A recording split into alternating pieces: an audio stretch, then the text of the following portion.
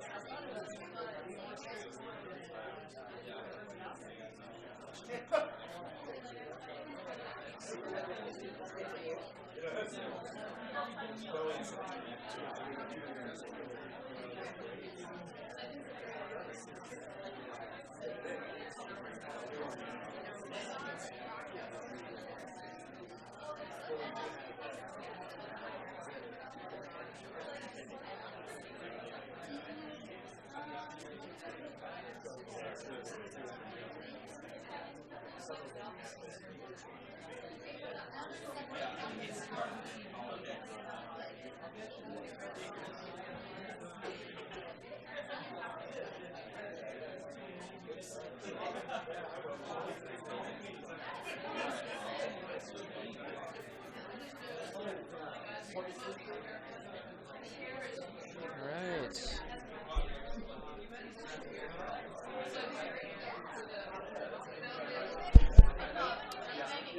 Hello, everybody. If everybody's found their seats, we'd like to get started here. So I'm very excited for the turnout. So welcome, everybody. This is now the third in the STEM Incubator series. We have one more coming in April. Tonight, we are pleased to have David Mooney from Harvard come and give us a talk. So very brief bio for my notes here. Dave graduated from University of Wisconsin in Madison in 1987 and then did his PhD at MIT in 1992. Both of those were in chemical engineering, which is actually pretty common within bioengineering to kind of start in one of the main disciplines and kind of work over that way. Along the way, he worked with Bob Langer and Don Ingber at MIT and Joe Vicanti as a postdoc. For anyone unaware of the bioengineering field, that's probably like 3 of the 5 or 10 most highly regarded and famous bioengineers on the planet. So it becomes very, very highly regarded. From his postdoc, he started at Michigan as an assistant and then associate professor, and then came to Harvard in 2004-ish? Okay. He is currently the Pinkas Family Professor of Bioengineering at Harvard and also a core member of the Wyss Institute.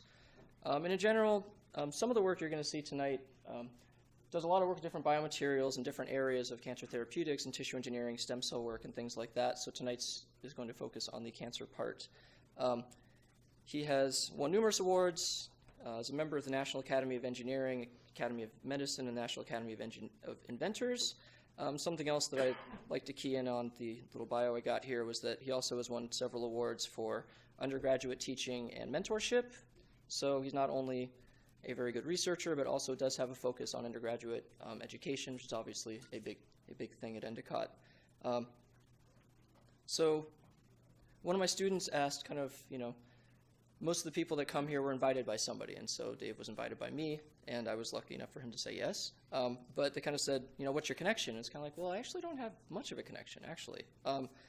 There's 2 parts. One was I did interview for a postdoc position in his lab, which I did not get. But the good part of that story was that after he rejected me, I then got a position in the Langer lab, which is one of the most famous labs that he also came from. And so being able to be rejected by Dave left me open to get the more prestigious position later, which I didn't know was available in the first place. And actually probably time-wise wasn't available when I was applying in Dave's lab. It came later. So sometimes rejection is a good thing. But I've always liked his work, and I know that one of my favorite undergrads, who was a star in my small group as a postdoc, got admitted to Harvard and was looking for labs to work in. And I said, well, why don't you look at Dave's lab? And he hadn't been as familiar with his work, and he looked it up and was very interested and met with Dave and really liked his perspective. And so he ended up working in his lab. So I sent my best student to him, even though he rejected me earlier. But we still have the Langer connection, so it's still part of a big family. But yeah, it's kind of the thing I got from the the postdoc interview was just that I really did like his kind of vibe and his management style. So the Langer Lab is this massive, gigantic, it's I don't know, probably 150, 200 people, depending on how many undergrads you count and everything else. But I remember from the interview, I was very hopeful that it would work out in Dave's lab just because he had a very good feel for, he wanted to have the lab small enough that he still had enough personal interaction that he actually knew what everybody was doing, as opposed to the Langer Lab where it really is just this massive free-for-all, and there's multiple levels before, multiple levels of hierarchy and everything else. So he knows how much he can handle and how much he can actually still have his fingers in, and I think that's a very important thing if you're looking for a graduate lab. Also, his work is fantastic, and so yes. So I'm very grateful that we're able to have you all hear about some of the work that he's doing tonight. We do have a small gift, which you can open later if you like. Shows a token of our appreciation for driving all the way across town. So, without further ado, let's welcome David Mooney.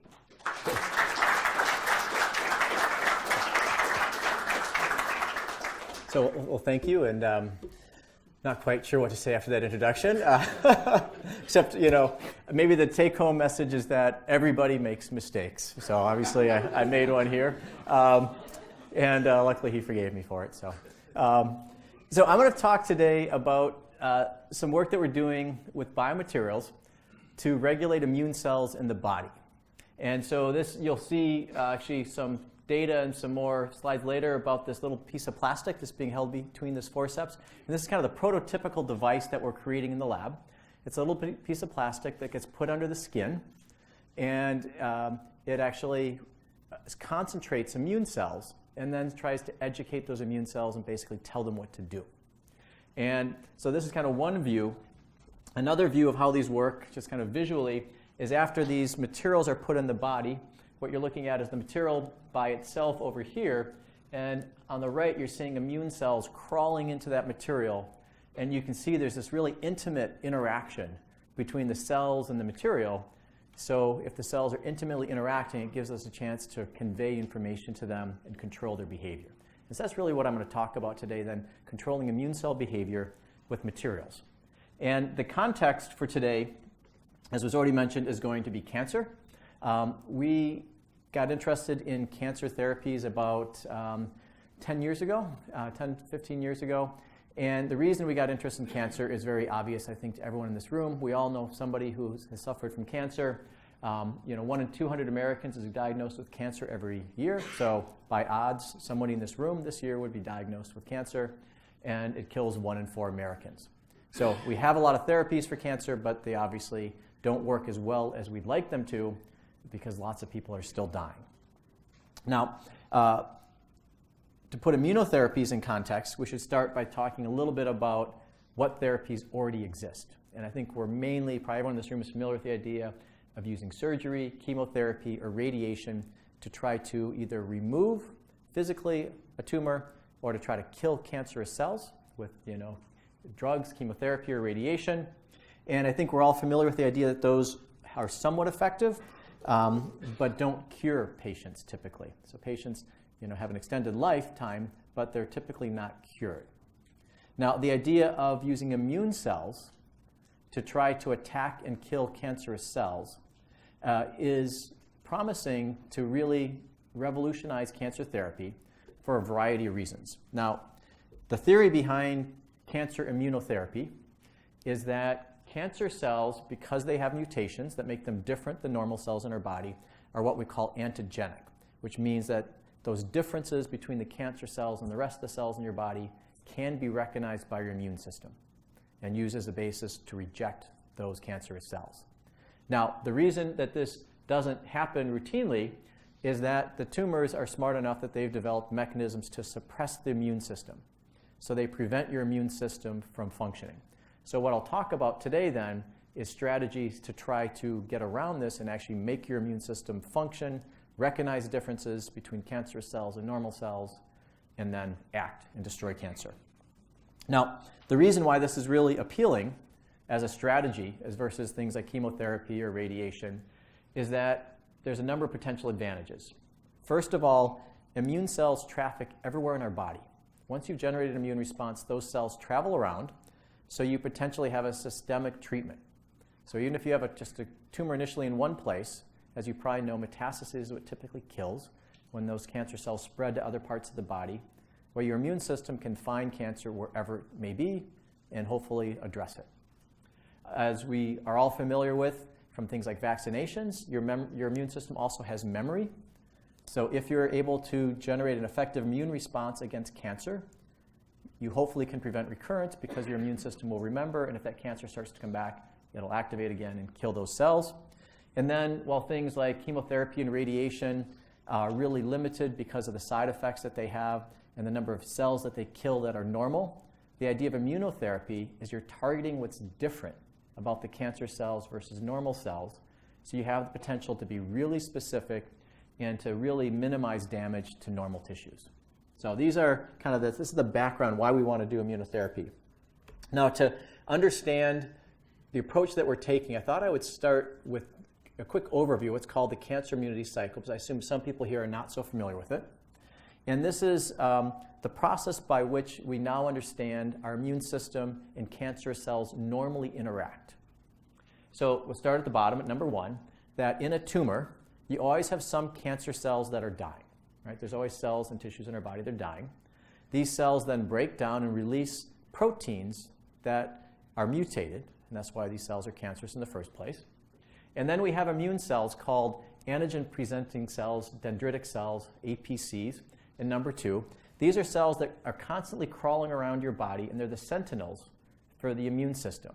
And they always are just picking up whatever they find, they process it, and then they present it. And they're going to crawl to a lymph node, and they'll interact with other immune cells, for example, T cells, which are really the cells that kill things in the body. And they'll present this antigen that they find, these fragments. And the T cells can get activated, will multiply, and now we have all these trained T cells that can recognize cancer. They will circulate through the body, and when they find the tumor, they'll enter the tumor, and they have the capacity to then recognize cancerous cells and kill them. And then once they kill some cancer cells, then there's more antigen released, and the cycle keeps going. So that's this cancer immunity cycle. Now, obviously, this doesn't work like this all the time, or we wouldn't have cancer in patients, and people wouldn't be dying. And so scientists for quite a while have been studying to figure out why this actually doesn't work like I'm showing it schematically. And one of the things that we've learned over the last 20 years or so is, as I mentioned earlier, cancer cells have evolved mechanisms to dampen and prevent your immune system from killing them. And one of the ways that was recognized that they accomplish this is the T cells that come into the tumor to kill these cancer cells are prevented from doing their job. There's signals that stop the T cells from functioning. Now, once scientists recognized that there are some signals that stop the T cells from doing their job, then it created a target that you could try to create drugs that would interfere with that and enable T cells to function. And so some of you may have heard of this. It's something called checkpoint blockade therapy that has revolutionized cancer treatment over about the last 5 to 10 years. You see lots of commercials now actually for immunotherapy on the television. Most of them relate to this type of cancer immunotherapy. And these are typically antibodies that basically interfere with the way your tumor interferes with immune cells. So they kind of take the brakes off T cells and let T cells function. Now, to give you a kind of a historical perspective on how this generates so much excitement, this is the survival curve for patients in the pivotal clinical trial for the first one of these therapies that came along. This is a clinical trial run by Steve Hody down at the Dana-Farber. And this is for patients with advanced melanoma. And historically, if you had advanced melanoma, you were going to die. It was just a matter of how long you're going to live, but eventually it was going to kill you. And what was really exciting about this particular line here is patients that received one of these new checkpoint therapies. And what was really exciting is that about 20% of the people didn't die. About 20% of them went on to be long-term survivors. So you took a disease where it used to be that everyone died, and now 20% of the people look like they were going to go on, and in essence were cured of this disease. So that's tremendously exciting. You've probably seen a lot of the pharmaceutical companies, biotechs, now developing all kinds of similar types of drugs because it creates great hope for patients. So on the one hand, it's really exciting that cancer and now many other types, or melanoma and many other types of cancer, can now be treated with this type of immunotherapy. But what you will probably recognize as well from this graph is that unfortunately, while 20% of the people live, 80% of them in this trial still die. So these therapies work, but they only work for a fraction of the patients. And of course, then the question becomes, why doesn't it work for everybody? And I'll give more or less the short version of that, in that it seems that the patients that it doesn't work in don't have a very strong immune response to start with against the cancerous cells. So if they don't have a very strong immune response to start with, then taking the brakes off it doesn't really help. So what that has led to is an interest in saying, well, maybe we need to rev up the immune system of patients to get a better response that then we can use in combination with the checkpoint therapies. So that's really focused attention then on the early stages of this cycle that I'd already described, and the idea of trying to generate therapeutic vaccines. So we're all familiar with vaccines, and most of us get prophylactic vaccines to prevent disease. The idea here is you'd have a therapeutic vaccine that you'd give to somebody that already has a disease, in this case cancer, to generate a really potent immune response. So in essence, we try to generate a T-cell response, and then this checkpoint therapy hopefully could make it work even better. So that's what I'm going to talk to you about for the first 10 to 15 minutes now, is how can we try to develop effective therapeutic vaccines against cancer. Now, when we started getting interested in this question about 10 to 15 years ago, we were not certainly the first people to become interested in this topic. People have been studying it for a long period of time. And when we were getting started, proof of principle for this idea had actually recently been demonstrated. And how clinically and commercially people have addressed this so far was to get around the immunosuppressive environment of the tumor, was to move the biology out of the body. And what they would do is they would isolate these antigen-presenting cells from the patient that had cancer. They would then activate these cells and teach them how to recognize cancer in a lab, and then they'd re-inject them back into the same patient, with the hope being that a sufficient number of these cells would then make it to a lymph node, talk to T cells, and generate this immune response. And this strategy actually was successful. There's an FDA-approved therapeutic vaccine based on this principle. Unfortunately, while it works, it doesn't work tremendously well. It only extended lifespan of patients by about 4 months. So, if you're dying of cancer, it's great to get an extra 4 months, but you'd like to get more than that. And it's very expensive because you're manipulating patient cells individually outside the body. So costs are in the hundreds of thousands of dollars, and it's a pretty complex technology and regulation. So this was the state of the art when we started thinking about this. And when we started thinking about that technology, and we thought about what that really meant, well, if it became really successful and was used to treat lots of patients, we'd create a new industry that would look like this, where you'd have people in bunny suits in clean rooms culturing patient cells in these production facilities. Now, it's really manually complex. There's a lot of regulation, and there's not going to be any real economy of scale here, because each cancer patient, you have to take their own cells, you have to manufacture them in a specific facility, and then give them back to a patient. So it's not like when you make cars and you can make 1 million of the same thing, so you can make them cheaper. Here, each person's cells have to be manufactured individually. So our vision was to get away from this and to develop a biomaterial that did all of the same things that are being done in the lab, but instead to actually just do it right in the patient's body. And so this is that same little disc you saw on that first slide here in a sterilized version of it in a bottle. And the idea is that's going to orchestrate all the same biology, but do it in the patient. Now, how this works is shown schematically here. So this little piece of plastic is the blue circular region there. And the idea is that first it's going to release what we're calling generically a recruiting factor. So it's going to release a drug that's going to diffuse into the surrounding tissue, create a gradient, and then the immune cells can follow it and be drawn into the device.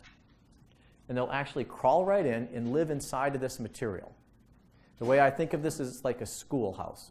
If you don't try to teach little kids how to, you don't try to teach them mathematics or science in the playground. Instead, you bring them into an environment that's highly controlled in the classroom, and there you can educate them. And so we're trying to educate immune cells inside this little material, this new house we're creating for them in the body. And there we present what I'm generically calling programming factors here that program the cells so that they can generate effective immune responses. And after we have them in the right state, the idea is they then leave and they go to the lymph node and they talk to T cells.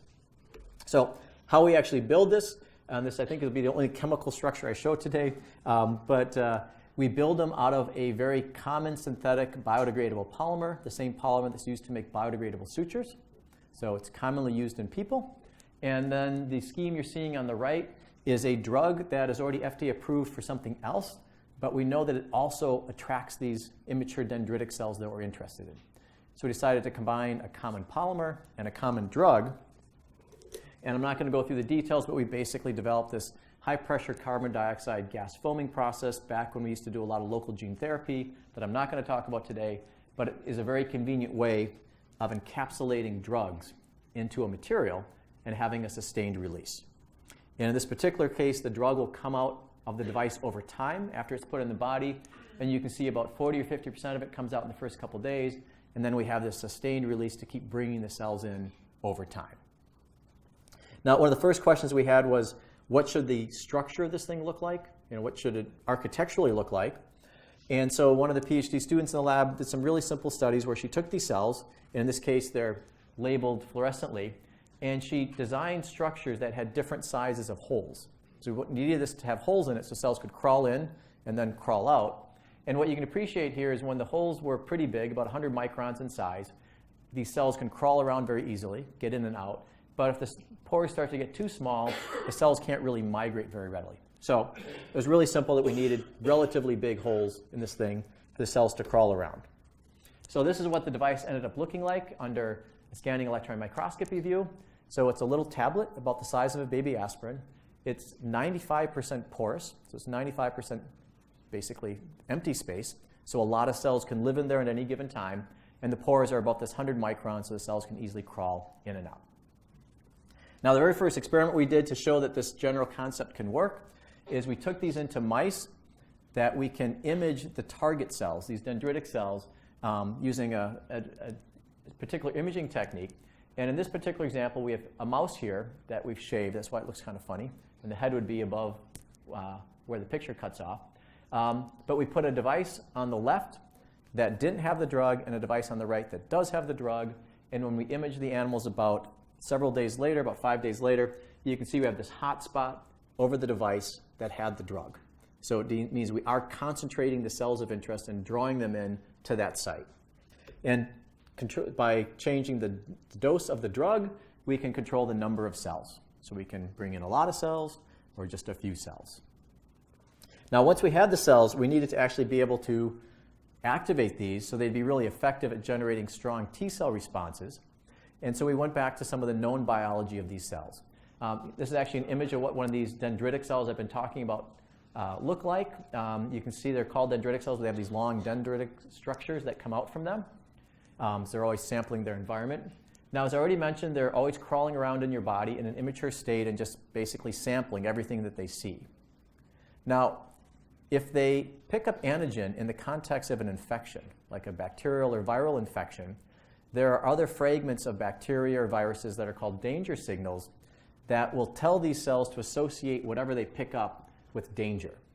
And then they become highly activated, and when they move to the lymph nodes and they talk to T cells, they're very effective at generating immune responses, as we know from when we get infections.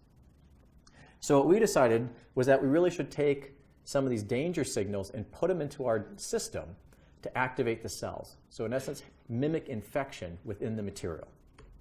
And the general approach we decided to take was to exploit small fragments of oligonucleotides that would mimic bacterial or viral DNA. And there's differences between DNA and viruses and bacteria and mammalian DNA. And we know actually from some of the biology that's not so critical for today that we have specific receptors in immune cells that can bind and recognize these differences. So that we decided that we're going to take small synthetic fragments of DNA that would mimic bacterial or viral DNA, and we turned it into nanoparticles and we stick them on the polymer. So the idea is that if we have our material system in the body, we have this chemotactic factor that gets released and creates a gradient, and immune cells crawl in, and once they're inside, there's a high concentration of these danger signals, so they get activated while we give them the antigen we want them to use to recognize cancer. So that's the general idea. Now, the last piece of the system that I haven't talked about yet is what are we going to use to get them to recognize cancer. Now, the mutations that lead to cancer in each person are distinct, and that's one of the challenges in immunotherapy is that there's a vast array of different actually causes that each of us gets cancer. So in our first generation device, we decided to personalize this to each individual. And how we do this is we actually take a biopsy from a tumor and we freeze dry it, just like you would make freeze-dried coffee. So we just kill the cells and make this freeze-dried suspension that has all the different proteins that would be in these cells. And then we incorporate that into the device along with this activating signal in the GM-CSF. And so this device now will release these fragments over time, and that's what we'll use to train the immune cells to recognize the cancer. Now, the first experiment that we did now almost 9 years ago that got us really excited about the potential of this approach is shown here. And it was an experiment in mice, and we took melanoma cells and we put them in a mouse. So we basically gave a mouse melanoma, and then we vaccinated to see if we could treat the pre-existing cancer. And the curve here on the left shows the tumor size as a function of time, and then the survival of the animals. And so if you don't do anything to these animals, that's the blank condition, the tumors grow exponentially. Now, if we took one of the approaches where we manipulated cells outside the body and reinfused them back into the animal, that's actually the gray bar that you see here. So that doesn't seem very impressive because this is actually a very challenging model. But having that effect obviously was considered to be really promising and led that strategy into clinical trials. So what was really striking is when we took this little piece of plastic and we vaccinated the animals once, we actually dropped the growth curve down to here, and if we vaccinated twice, it's this purple line. And if you look at the survival curves, you'll see about half the animals live, and you get complete regression of the established melanoma. So when we published this, it was an unprecedented finding that you could completely regress cancer in this model.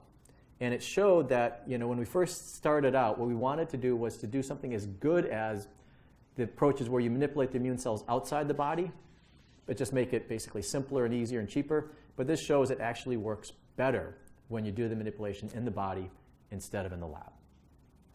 Now, we've been continuing to pursue this over the last 10 years, and I'm not going to go through all the data, but we've looked at a variety of different types of recruiting factors to change the kind of the mixture of immune cells we get at the site.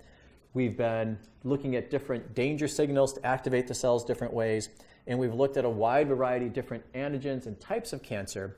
And the net result of all these studies is that this appears that this is not a one-trick pony that happens to work for one type of cancer in one model, but instead this strategy seems to be generally useful in many types of cancer to raise really potent immune responses. So with that background, we moved on to do the only experiment that really matters, which is to try to treat patients. So we were forming the Wyss Institute right around the same time we were doing this first sets of experiments. And the goal of the Wyss Institute at Harvard is to do translational research, to take discoveries out of the lab and put them in the real world. And we decided this was one of the great first projects to pursue at the Wyss. So as an academic entity, we didn't start a company around this initially. As an academic activity, we did all the studies that were required to request from the FDA approval to start a clinical trial. And this was all done in close collaboration with the Dana-Farber Cancer Institute in Boston. And we developed what we called WDVax, which is pretty unimaginative. It's Wyss Dana-Farber vaccine for therapeutic melanoma vaccine. This is a clinical trial that is underway right now. We've treated 20 patients so far. We'll actually finish the trial later this year. It's too early to really be able to say anything definitive, but at this point what we do know is we're generating similar types of immune responses in human cancer patients that we were in these animals. And so at this point it looks quite promising, though it's just at very early stages of clinical trials. Now, it's going to take years to play out to see whether this is really effective routinely in lots of patients. We're not sitting around kind of waiting to see what happens. We're continuing to explore this space. One of the premises that we had when we first got into this was that this would be a therapy that would be very useful in combination with those checkpoint therapies that I described to begin with. So we have been exploring that. So here, this data, for example, demonstrates that when we vaccinate just once, so we don't want to cure the animals, we just want to vaccinate once and get some immune response, and we combine it with some of these checkpoint therapies, we can actually cure a very high fraction of the animals. So we do get a synergy between the vaccine and these checkpoint therapies, which was our hope. And we hoped we'll see something similar in people, obviously. And we're also thinking about kind of the future of how we'd use this. Now, the current device, as you've seen, is this little pill-like structure. Right now, it has to be surgically implanted under patients' skin. It's an office visit. It doesn't require anesthesia. That works great in a place like the Dana-Farber. But if you think about treating patients routinely at your standard clinic, having to make an incision, place it, put some incisions over it, it's not going to work well in your general community health kind of setting. So that's a real limitation for how this works. It also takes us a while because we start by getting the biopsy from the tumor, from the patient, and once we have that, we make the device. So it takes us several weeks to make the device before we can actually treat a patient. So we'd actually like to get away from needing to do an implantation, and we'd like to really speed up the manufacturing. So we've been exploring this in a variety of different contexts, and most recently what we've demonstrated in a paper that will come out in about a week or two is that we now have a strategy to accomplish both these things. And the general idea is we're going to take particles that are small enough to be injected via a needle. So we can now move to an injectable instead of an implantable, and I'll describe more of that in a minute. But the other advantage of these is we can manufacture the whole vaccine and have it ready to go, and we can make the same vaccine for everybody, but then when we get the antigen, we can simply add it at the last step and go ahead and treat the patient. And we're looking at a wide variety of different types of tumor antigens, a lot of these patient-specific ones I mentioned earlier, as well as there's some common antigens that are overexpressed in certain types of cancer. The general idea here is that these microparticles have lots of nanopores in them. So these nanopores you can see there are a perfect place for us to put the drugs of interest and then have them slowly be released. And these particles are small enough that we can inject them with the standard needle and syringe. But after they're injected in a saline carrier, the fluid will diffuse into the surrounding tissue, and the particles collapse on themselves to form a three-dimensional structure after it's in the body. So in essence, it's kind of like we're injecting the parts of a house, and then the house gets assembled after it's in the body. And then we can recreate all the same kinds of things where we attract in the cells, we activate the cells, we can generate immune responses. To give you a little bit better sense of this is what these particles look like under scanning electron microscopy. So they're about 100 microns long, a couple nanometers across. The second image here is a transmission electron microscopy. And so you can see these aligned pores that are about 7 nanometers in size in which we put the drugs. When we inject these, we form little nodules underneath the skin. If we look at the nodule in histology and stain, we see that they're filled with immune cells. And we'll just go to the video. And this is a confocal microscopy view of actually one of these structures that we form, where here the green are the particles we inject, and then the orange things are all the immune cells. So you can see all the immune cells infiltrate and intimately interact with those particles and get information. So we can then use the same kinds of things I've already described. Here's some data from a paper that's just coming out where we've taken a particular, instead of taking a patient-specific antigen, here we're taking actually a single peptide that's a key part of many types of oral cancer, ovarian cancer, and several other types of cancer. And we're showing we can take a single one of these antigens, put it on a vaccine, and if we formulate the vaccine correctly, we can get complete regression of even large pre-existing tumors and very high survival rates. So the same general idea works very well with this injectable version that we can assemble basically at the last time point. Now, one thing that I haven't shown you anything about, I started this all by saying the goal of these vaccines was to generate T-cell responses in the tumor, and I actually haven't shown you any data that actually happens.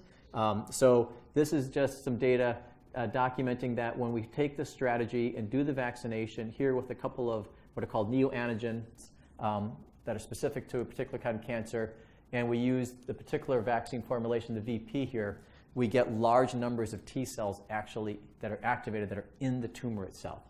So not only do we activate the dendritic cells and get them moving, but we actually do generate antigen-specific T cells. And another feature that I should mention is I had indicated early on that one of the goals of immunotherapy is that you have memory and you have systemic treatments. I'm not going to show you any data, but when we treat these animals and then we go back and challenge again with cancer, that they're able to reject cancer a second or a third time, showing we have a good memory response. And here, this data just shows you with a couple of different cancer models that where we're looking for metastases to the lungs. You can appreciate when we don't treat, we get lots of metastases in the lung, as indicated by all these black dots. But with our vaccine, not only can we impact the primary tumor, but we can dramatically diminish the metastases that form in other parts of the body. So it looks like it is a systemic treatment with a potent memory response.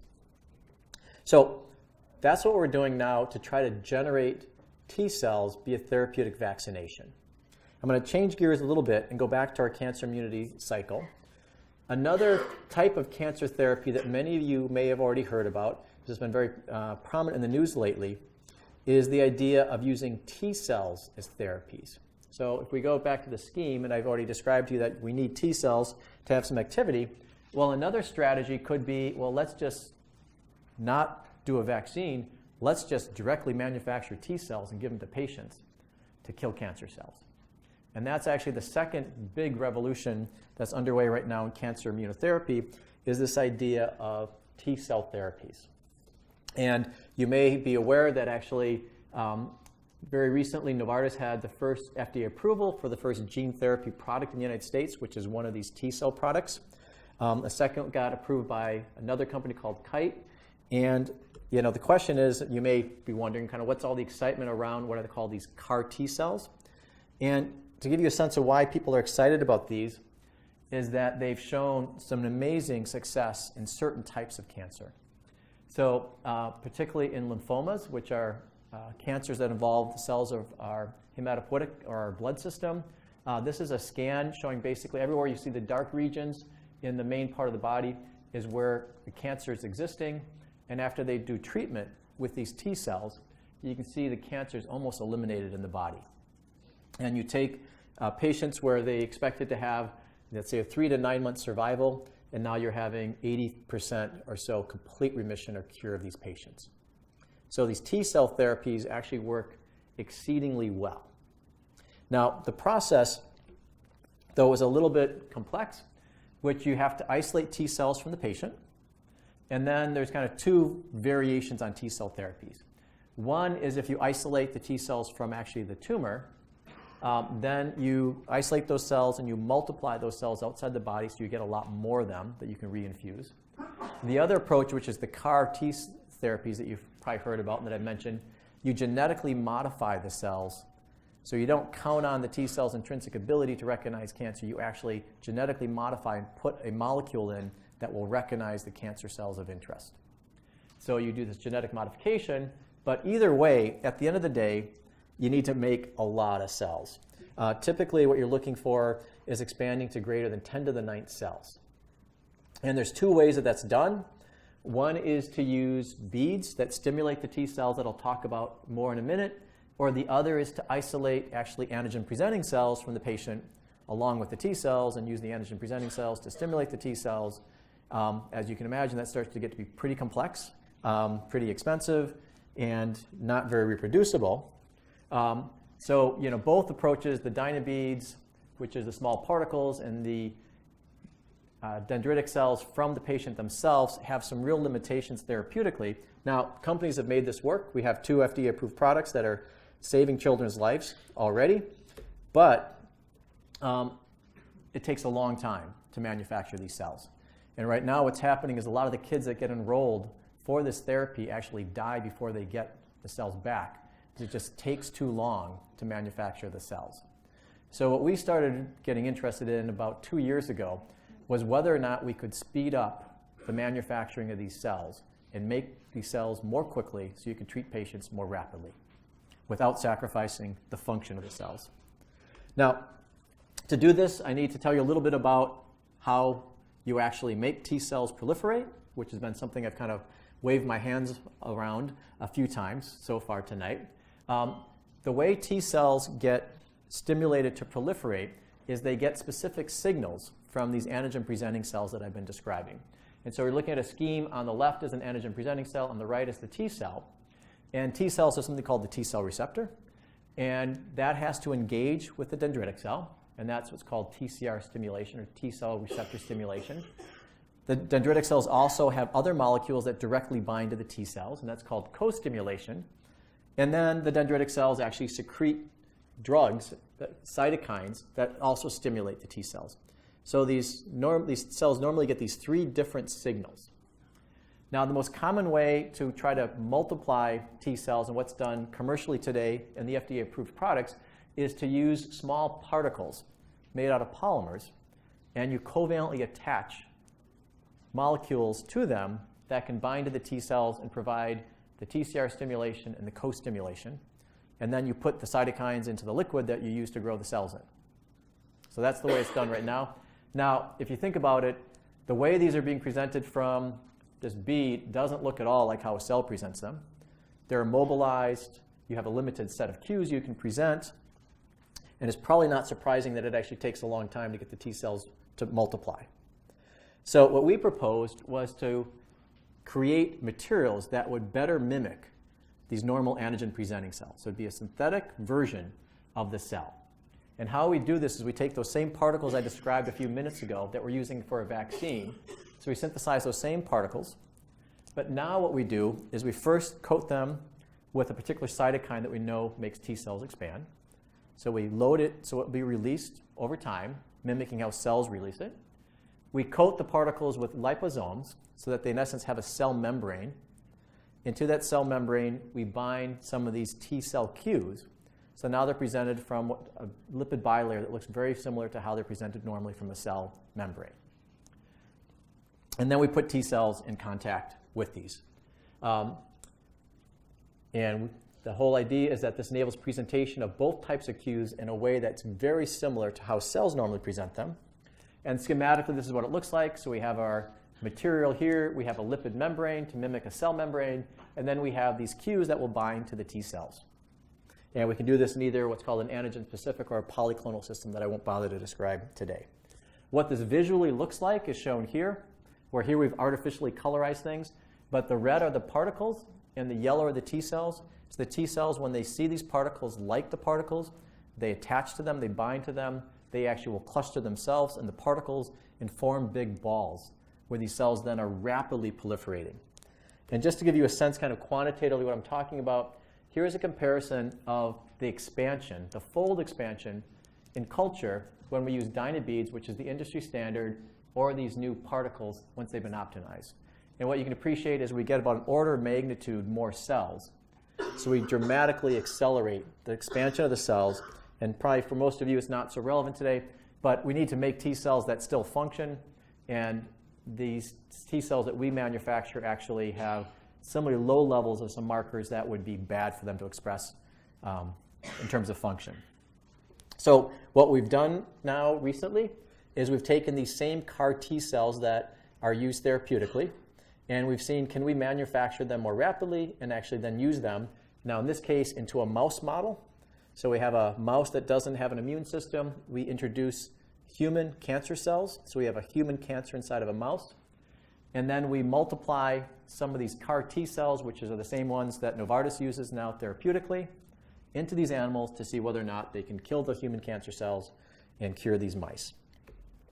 So when we take these CAR T cells, the human versions of them, and we look at the fold expansion, we see, similar to what the data I showed you a moment ago, that these synthetic particles we're creating lead to much greater and more rapid proliferation or multiplication of the cells. And we won't worry about the other data here. And then a key feature is at the end of the process, the material itself completely dissolves. So we add these particles, makes the T cells proliferate, the material dissolves, and so then we can just use the cells directly. With the dynabeads, they don't dissolve, so you actually have to separate them at the end of the process, which can then lead to a variety of issues, including the fact that some of the products that are made fail and can't go into patients because they can't separate the particles out. Now, when we take these into the animals, what we find is they are at least as functional. Now, we take the same number of cells, so we're not trying to take advantage of the fact we're multiplying more. We're saying on a per cell basis, how do they function?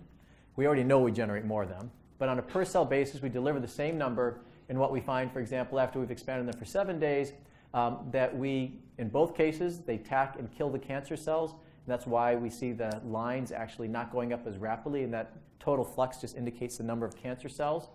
And you can appreciate by the survival that the CAR T cells are quite effective. They kill off the cancer cells for a while before the cancer basically takes over. And we're at least as functional and actually a little bit better. So now we can roughly half the time to manufacture cells that are at least as functional, if not a little bit better. So we anticipate this system is going to be broadly useful in these CAR T therapies as a way of manufacturing those cells as an alternative to the Dynabeads that are used today. Now, the final part of what I'll talk about today is everything that I've described today depends on the patient having an intact immune system. So the patient actually has to have functioning immune cells for the strategy to work. But that's not always the situation. That sometimes the patient's immune system doesn't function very well at all. And one situation when that's very true is after blood stem cell transplants. And so probably many of you are familiar with this. You might be familiar with it in the context of hearing about marrow transplants or hematopoietic stem cell therapies. Well, these are therapies that are commonly used in children and some adults for a variety of blood disorders and cancers involving blood cells. And the strategy by which these patients oftentimes get treated is to use chemotherapy or radiation. And here what you're trying to do is actually kill all of the blood cells. And so you're just going to kill everything, including the cancer cells. Since you've killed everything, you need to actually then give them back stem cells. And so we come back and give a blood stem cell transplant or a bone marrow transplant. And then you reconstitute the blood and the immune system and hopefully cure these patients. So this is routinely done. When we talk about stem cell therapies, this is the stem cell therapy that's used clinically today on a routine basis.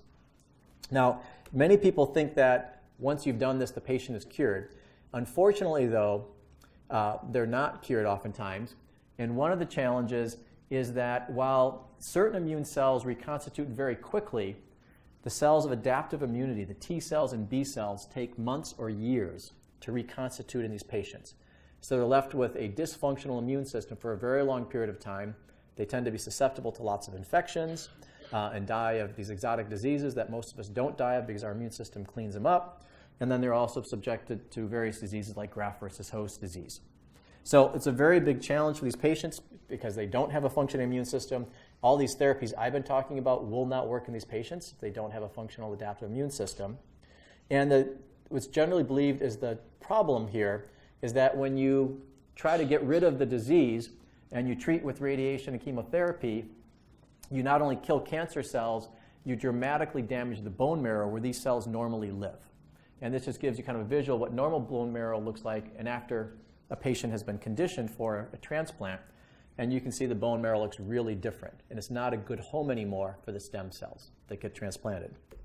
So what we're proposing to do is to dramatically accelerate T cell development by creating a small little piece of bone outside of the normal skeletal system in which we can recreate not just normal bone marrow, but incorporate signals that will specifically drive T cell development and reconstitution of immunity. So the idea is we're going to have some material we can introduce in the body in a minimally invasive manner. We will introduce it at the same time we do a stem cell transplant. It will provide a home for these stem cells. So the stem cells will basically home to this ectopic bone that we create. And in there, we'll actually make the stem cells specifically go down the T cell lineage. And then what happens is once you have the T cell progenitors, they go to the thymus where you actually generate the T cells. So that's the concept that we're working from. We first of all needed a material to do this. And we wanted something that would, again, be three-dimensional and porous, could turn into a piece of bone, but we wanted it to be injectable. And so we created these cryogels, and you're looking at a confocal image of one of these. So this is a three-dimensional porous material, but in this case, it's made out of a really soft jello-like material.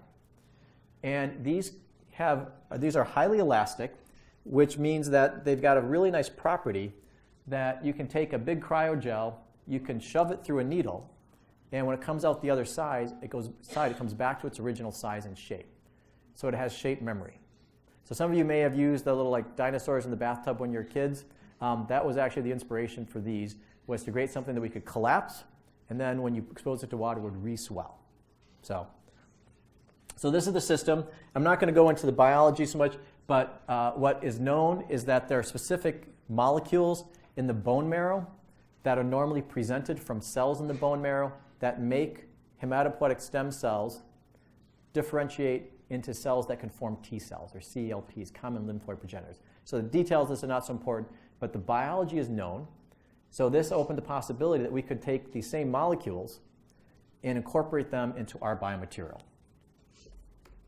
So we take our hydrogel, we incorporate these notch signaling molecules. We also include something called BMP, which is a known molecule that drives bone formation, is used clinically today in a variety of different settings. And when we inject those gels you saw a minute ago, what will happen within about 2 weeks is you'll form a mineralized piece of bone tissue right under the skin. And this is just a cross-section. You can kind of see what it looks like.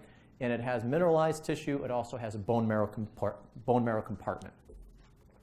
Now, to see whether or not this actually was able to function the way we hoped, we would lethally irradiate mice to mimic basically the treatment for a patient. We'd introduce stem cells, but in this case they would be green fluorescent protein positive, so we could track them. At the same time, we'd introduce our cryogel. And what you can appreciate from these images is if we have one of our gels that doesn't have the right signals, there's not many green cells in it. But if we have one that has the right signals, we get a lot of green cells in there, meaning a lot of the cells that got transplanted go there and proliferate. And you can see that, you know, as long as we create bone, we actually get this. So as long as BMP is there, and then if we have bone plus this other molecule we know is so important in the bone marrow, what we find is we get large numbers of these cells that are called CLPs. And these are the progenitors or the precursors to T cells. So at the little piece of bone that we create, we're generating lots of T cell precursors. And then what we do is we look in the blood over time to see if we actually recreate the T cells, which is what we really want at the end of the day. And what you can appreciate is here's the typical results where 100% of the normal number of T cells you have in circulation. If you do the transplant alone, the T cells really slow to come back. It'll take a very long time before this animal has a functional immune system. And if we have the appropriate system, this dual system here, you can see that we get normal T cell numbers in about a month and a half or 2 months. So we dramatically enhance reconstitution of T cells in these animals. And of course, the question you probably have is it functional? Are we actually having functional T cells? And so we've looked at this a variety of ways. One of the simplest ways to look at it is just to immunize the animals against an antigen and see if we generate a T cell response. So this isn't even one of these material-based vaccines. This is kind of the standard childhood vaccine. We take a particular protein called ovalbumin, and we inject it along with some adjuvants, and we look basically for the number of T cells that get generated in the bloodstream. And you can see normally the naive cells basically have none. If we do a transplant only and vaccinate it, you get no immune response, because these animals don't have a functional immune system. But if we actually have our appropriate cryogel, we actually generate a very robust immune response, an antigen-specific immune response, showing us that we've reconstituted adaptive immunity in these animals. So I'm going to stop here and kind of go back to the beginning. Hopefully what I've been able to give you a little sense of how we're trying to develop what I would call biomaterial immunotherapeutics. And the whole concept here is really simple, which is we design materials that we can attract and concentrate immune cells so that we can control the timing and the spatial interactions of the materials and various modulators with these cells by bringing them to a particular location.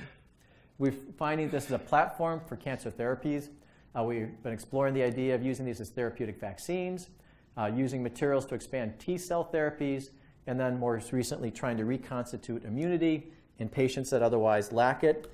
And while we're still early on in this whole process, things in academics take a long time, we have a lot of data now in animals, and we're beginning to obtain experience in some applications in human patients, and it looks like this general concept will indeed cross over to human biology and human disease as well. I'll just stop here in terms of mentioning that all the work I've been done has been done with a team of people. So there's been a lot of PhD students and postdocs in the lab who have done this work. Key collaborators include Glenn Drainoff, who is at Dana-Farber and is now at Novartis, Steve Hody, who's running the clinical trial, Jerry Ritz, that we're doing the manufacturing of the vaccines for the clinical trial in his clean rooms at the Dana-Farber, Omar Ali and Ed Doherty were key members at the VIS to initiate all this research.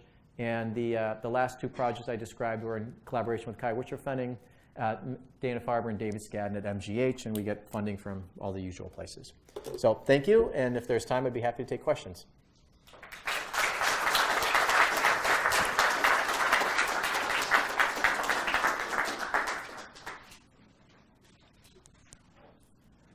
Sure, should I?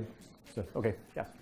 Just because I teach path lab, do mice get cytokine storm? They can, yes. Okay. Yes. Yep. I had to. Yeah. Yep. So I'm not a scientist, but I would like to say that you did a very nice job of making me believe that I understand some of the things. So my question is that you said one of the things that can take a long time to do these T-cell training things is that you have to individually take people's biopsy or whatever and kind of see what kind of cancer they have, and you customize their implant or something like this. Oh yeah, so for our system right now, what we do what's in the clinical trial right now, we take a biopsy from each patient. We basically freeze dry it to create a powder, and then we incorporate it into our device, and then we manufacture the device. Right. So my question is this: is it the case that all of the possible types of cancers that you could possibly extract from people, or is that some finite set? So like conceivably, maybe you could just start doing some mass manufacturing of all the different types, and just have some big store that you could draw from, instead of having to personalize everything and everybody says it comes up. Yeah, that's an open-ended question right now. So I think it's a great question. It's not known. The trend lately has been towards personalized. Actually, some of the data I showed here is from a strategy called neoantigens, which is what now is happening quite a bit. Instead of taking the actual tumor sample and then making antigen out of it, you actually sequence the tumor, you sequence then normal tissue from the same patient. You then use algorithms to actually predict which of the mutations are going to lead to peptides that will be antigenic, and then you synthesize those peptides and then use those as the source. And so some of the data I showed is actually from that strategy. But so the trend has been all towards personalized, but the downside is then it takes a long time, it's really expensive. So a really appealing idea is just along the lines of what you're describing, that maybe what you could do is, let's say, maybe you could cover 80% of the population if you included every antigen that we identify, let's say, in 100 cancer patients. And then maybe you can have a universal mixture of antigens that would be useful for many people. Not known at this point in time, but that's one of the things that as we, I shouldn't say we, I'm not doing the sequencing. As more and more patients' tumor gets sequenced, we identify more and more of the mutations, then the opportunity starts to exist that maybe you can start to identify some that have some reasonable sharing in the population. Yep. Yep. Yep. Thank you for a great talk, and thank you for the work you're doing. But along, those lines, I was wondering how much can be done, before the tumor starts to work. It's conceivable to have like a database, where for each of us, let's say, and where there's enough information there to do something beforehand, basically. They could be useful. Yeah. Yeah. So you're really getting, could we use